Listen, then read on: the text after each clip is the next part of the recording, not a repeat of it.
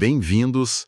Hoje a nossa proposta é um mergulho fundo no universo de Lobisomem, o Apocalipse. A gente vai tentar entender quem são essas criaturas que se veem como protetoras do mundo, os guerreiros de Gaia. Mas as fontes que a gente analisou levam a uma pergunta central e bem desconfortável, na verdade.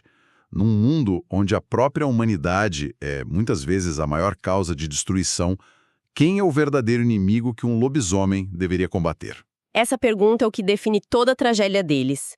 E olha, para começar a entender, é fundamental diferenciar eles de outras criaturas desse mesmo universo. Tipo vampiros, por exemplo. Exatamente. Ser um garou, que é como eles se chamam, não é uma maldição que passa com uma mordida. É uma condição hereditária. É um legado de sangue. Um gene, então. Isso. Um gene que pode ficar adormecido por gerações e, de repente, pum, ele desperta. Nossa, isso já muda tudo. Não é uma infecção, é uma herança.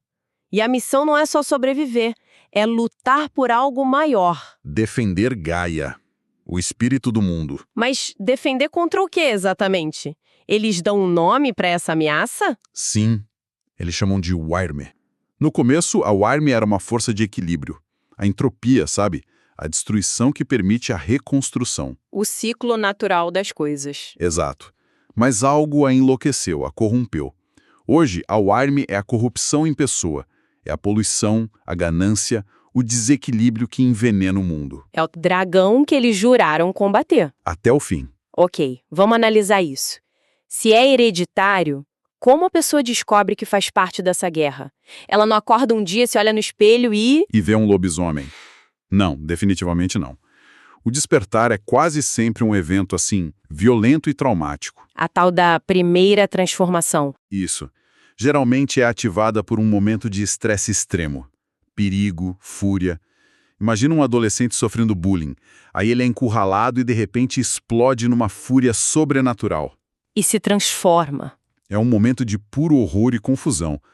Depois disso, o novo garou normalmente é encontrado por outros da espécie, que o acolhem e explicam o que está acontecendo. E é aqui que a parada fica realmente interessante. A imagem que a gente tem é do monstro de cinema, aquele híbrido gigante. Uhum. Mas as fontes mostram que essa é só a ponta do iceberg. Eles têm tipo um arsenal de formas. Exatamente. São 5 formas, cada uma com um propósito tático. Eles começam na forma humana, claro, para se misturar. A do dia a dia. Isso. Depois vem a glabro. É um tipo de pré-humano gigante, mais forte, com presas e garras já aparecendo. É para intimidar. Certo. E a terceira é a clássica. A Crinos. A máquina de guerra que todo mundo conhece. Um monstro de quase 3 metros de altura. Pura fúria, poder de destruição total. Perfeita para o campo de batalha. Mas e se precisar de descrição? Ou velocidade? Aí entram as formas mais de lobo. A Ispo é um lobo pré-histórico do tamanho de um cavalo.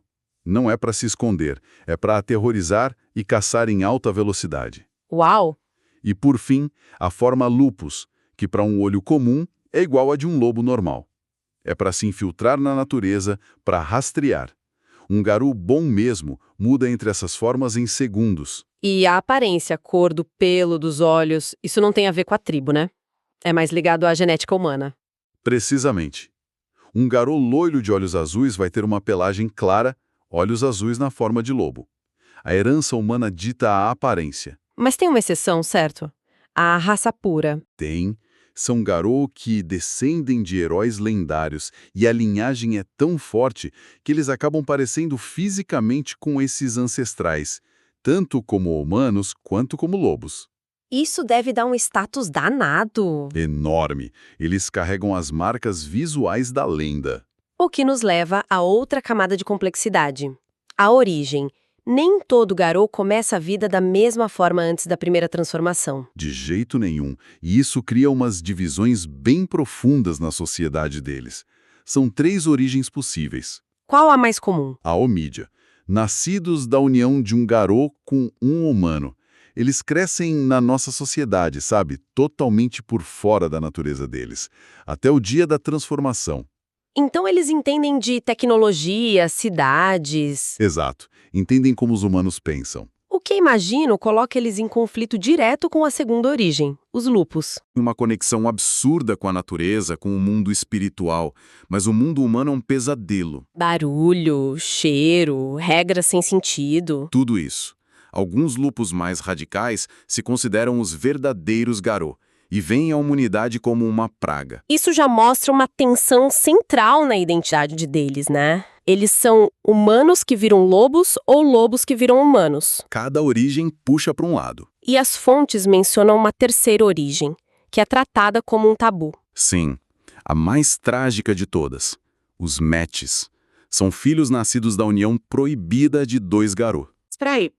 Proibida, se eles estão numa guerra desesperada para sobreviver, por que proibir uniões que gerariam mais guerreiros? Parece contraproducente. É uma ótima pergunta, e a resposta está no centro do sistema de crenças deles. Para eles, essa união viola uma lei sagrada de Gaia. E qual a consequência? Os Met nascem amaldiçoados. Eles já nascem na forma de guerra, acrinos, e são estéreis. E todos eles carregam algum tipo de deformidade física ou mental. Nossa. São vistos como um símbolo de pecado, uma vergonha. Vivem como cidadãos de segunda classe, tendo que provar o valor deles o tempo todo. É impressionante a profundidade desse universo. São tantas regras, castas, preconceitos. É uma sociedade inteira construída em cima dessa guerra secreta. Entender isso tudo exige uma dedicação real. Com certeza. E quem gosta desse tipo de universo, como os de RPG, geralmente é uma pessoa mais criativa, mais inteligente, mais envolvida com leitura. Essa habilidade de mergulhar num sistema complexo, de achar padrões e absorver muito conhecimento para dominar aquilo, é algo que vai muito além do jogo. É a essência do aprendizado de alto nível. Esse perfil de dedicação e estudo aprofundado combina muito com a preparação para grandes desafios na vida real, como passar numa prova importante. Totalmente. Falando em preparação, esse perfil combina muito com estudar para concursos e provas, inclusive vestibular, concurso público, concurso militar, OAB e residência médica.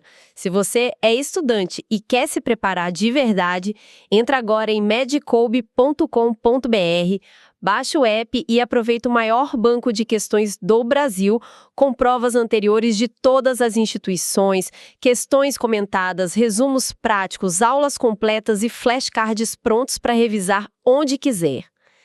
E falando em se aprofundar, essa sociedade garou se organiza em tribos, mas não é uma questão de linhagem de sangue, como a raça pura. É mais uma filosofia, uma ideologia, correto? Exatamente. A tribo é uma escolha cultural. Um garou é apresentado às tribos e escolhe aquela cuja visão de mundo mais combina com a dele. E os poderes, os dons? Não são inatos.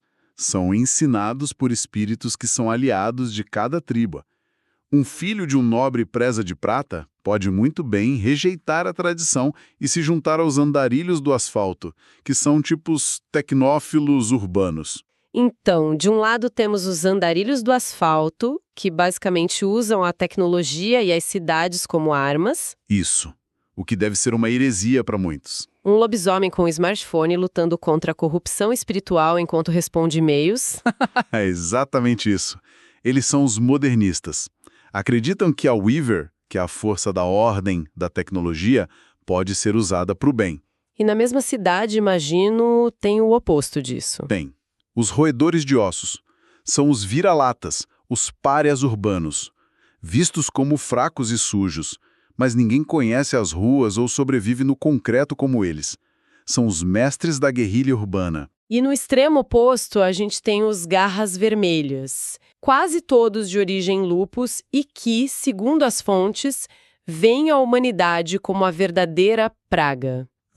Uma praga a ser exterminada. Como essas duas facções conseguem coexistir sem se matarem o tempo todo? É uma coexistência super tensa, mantida por um fio.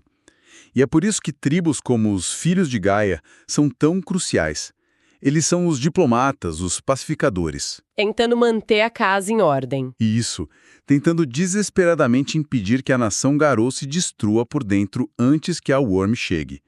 Eles pregam união, cura, compaixão. E quem mais atua nesse papel de guardião? Temos os Guardiões do Coração, que antigamente se chamavam Fianna.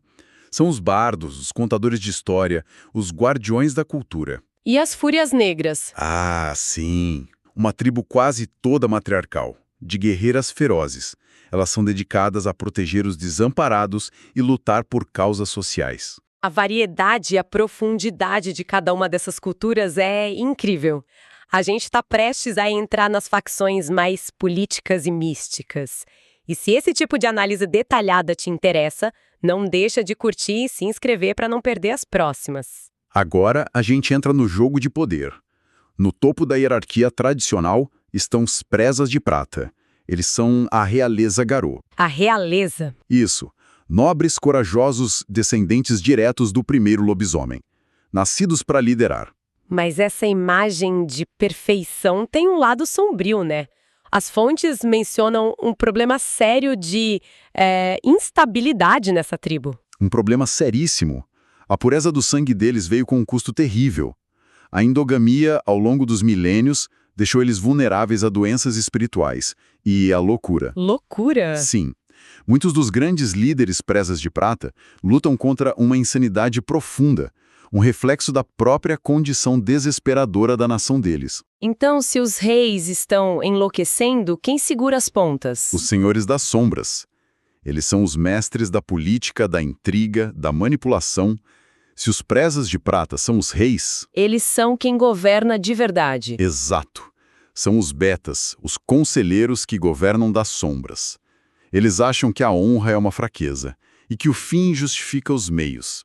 Respeitam a força acima de tudo. Prontos para tomar o poder. Sempre.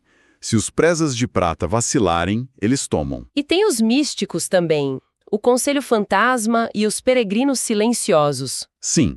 O Conselho Fantasma é formado por sábios e xamãs que lidam com conhecimento proibido, guardam segredos sombrios, caçam artefatos da Worm. O que os torna poderosos, mas também vistos com muita desconfiança. Já os Peregrinos Silenciosos são nômades, com raízes no Oriente Médio e na África. Foram expulsos de suas terras e hoje vagam pelo mundo, e, mais importante, pelo mundo espiritual, a Umbra. exploradores, mensageiros. E espiões sem igual. E ainda faltam os caçadores, os guerreiros fantasmas. Que vêm dos Wendigo, rastreadores implacáveis, a maioria de ascendência nativo-americana. Para eles, a caça é um ritual sagrado. Foco total. Uma vez que um guerreiro fantasma escolhe uma presa, ele não para, até que um dos dois esteja morto. Eles são a personificação da vingança fria. Com tantas ideologias em conflito, é inevitável que alguns se rebelem ou se percam. E a queda deles é terrível. O pior caso é o dos dançarinos da Espiral Negra. Eles eram uma tribo, mas foram capturados e torturados pela Worm nas profundezas da Terra. Nossa! Até que a fúria deles virou loucura e ódio por Gaia. Hoje, eles são o espelho sombrio dos Garou. Uma tribo inteira que serve ativamente à corrupção. Uma inversão total do propósito Garou. É o inimigo que antes era seu irmão. Exatamente. E tem também os fanáticos, como o culto de Fenris. São extremistas que acreditam na purificação pelo combate. Para eles, todas as outras tribos estão fracas, corrompidas. A mentalidade conosco ou contra nós. Isso. Se você não concorda com a visão radical deles, você é um servo da Worm e tem que ser eliminado. E tem os mais pacíficos, né? Sim, os observadores das estrelas. A menor tribo.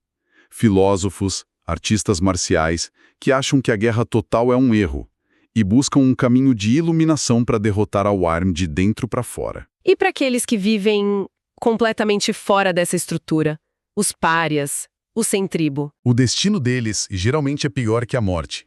Existem os Ronins, que são um Garou que abandonaram ou foram expulsos das tribos. Vivem sozinhos. Sozinhos, caçados por todos, vistos com enorme desconfiança. O fato de o número deles estar crescendo é um sinal de que a sociedade Garou está se fragmentando. E as fontes falam de destinos ainda mais estranhos e aterrorizantes. Sim.